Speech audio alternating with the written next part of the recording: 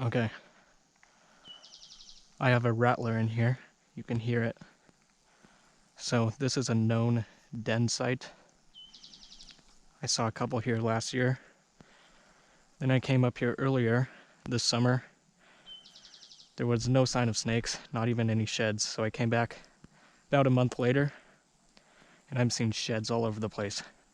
Huge northern Pacific rattlesnake sheds. So I started poking around in here, and sure enough, one started rattling. Now it's just a matter of digging around, hoping it won't go deeper into a crack. Hopefully I can catch this thing.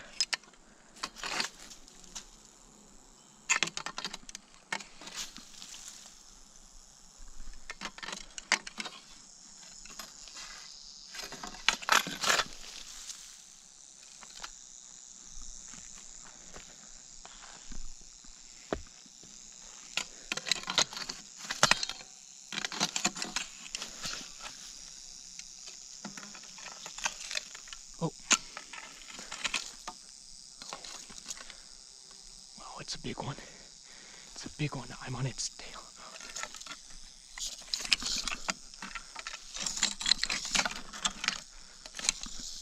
Got one.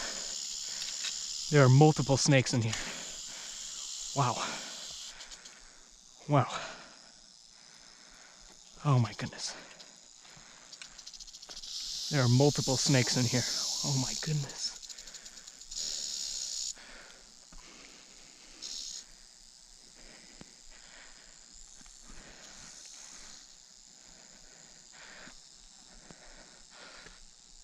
Oh. I hope the GoPro's rolling. Wow, this one is strong. Look at the size of that thing.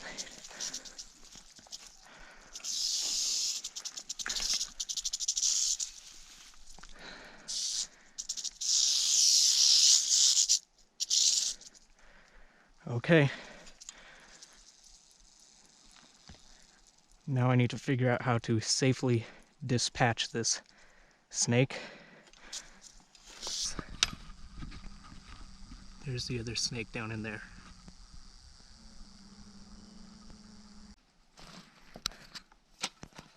Okay, so both snakes are safely and effectively dispatched. I completely dulled my knife in the process, trying to chop their heads off on a rock. But now it's time to skin them. So when I came up here, this is what I saw. Like I said, this is a known den site. I found 2 here last year. The first time I came up, I didn't see any. But they're out now. It's time to take these reptiles to the skinning board.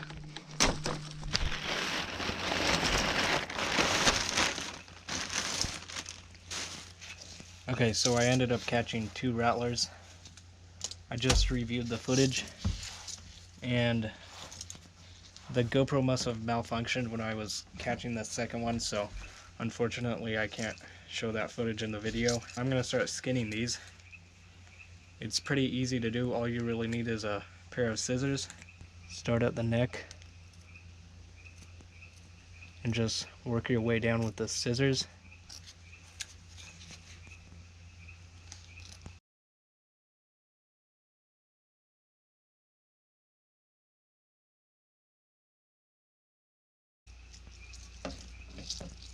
So cut down all the way to the rattle, and then back at the neck,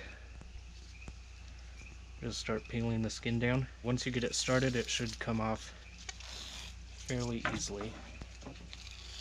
Carefully cut off the rattle, and there you go. The skin is completely removed.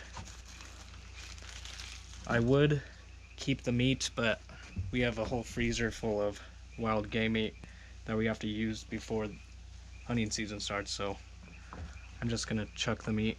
So I got both hides removed. It's a pretty simple process, doesn't need too much explaining. I'm going to go ahead and refrigerate these overnight in a sealed Ziploc bag, and then I'll do the fleshing and the rest of the work tomorrow when the lighting is a little bit better. So I'll see you then. Okay, now we're going to start fleshing these hides. Last night I went ahead and pulled this one out of the freezer. It's from a neighbor down the road. And this thing is huge, I would guess at least 5 feet long. So the first thing I'm going to do is cut off all the belly scales.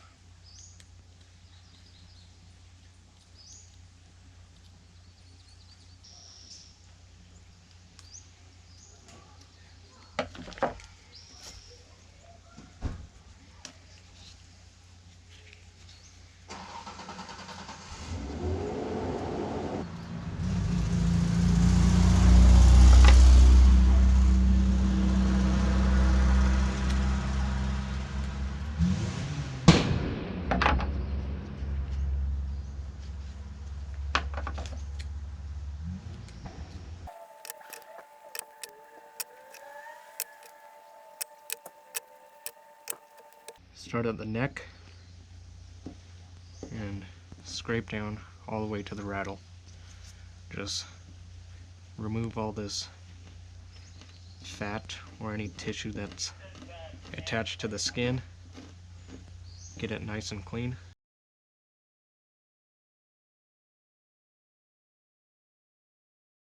So now I'm going to give it a good spray on both sides.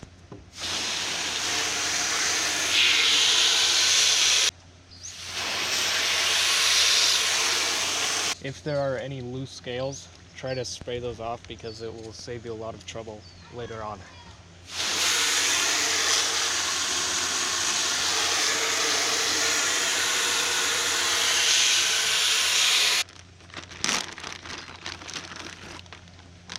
Okay, let's see what we have. There's one big hole.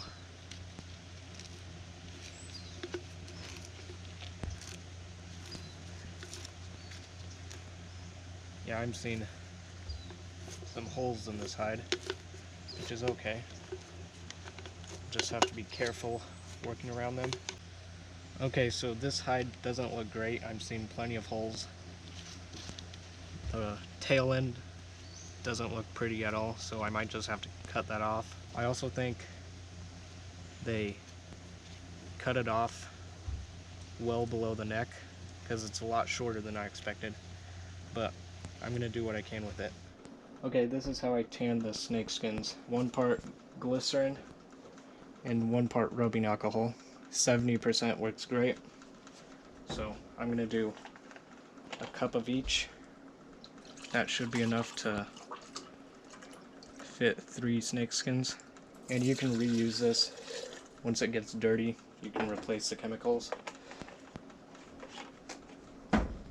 As long as it smells like rubbing alcohol, it'll tan snake skins.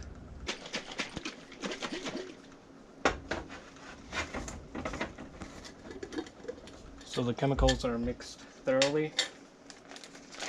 I'm going to add the hides. Drop them in one at a time.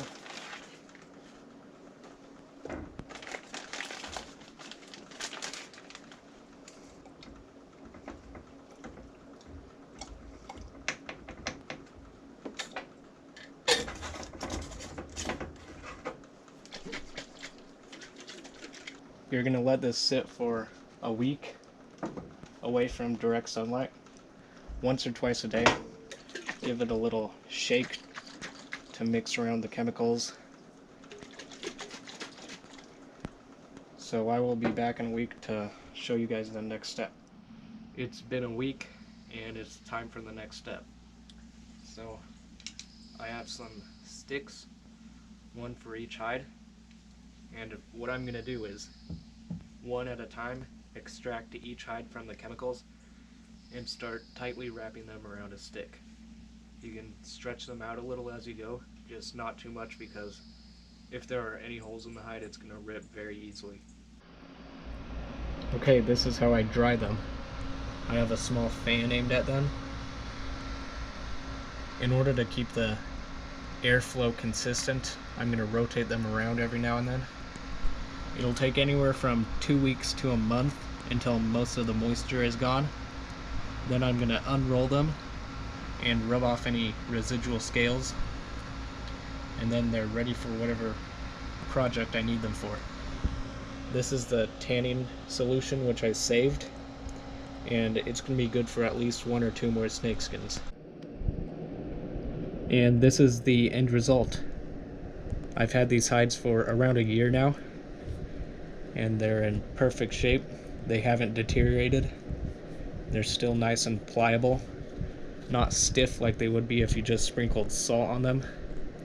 I learned this method from Bob Hansler's video, and it is by far the best way to tan a snakeskin. So hopefully you found the video interesting or even helpful, and I will see you next time.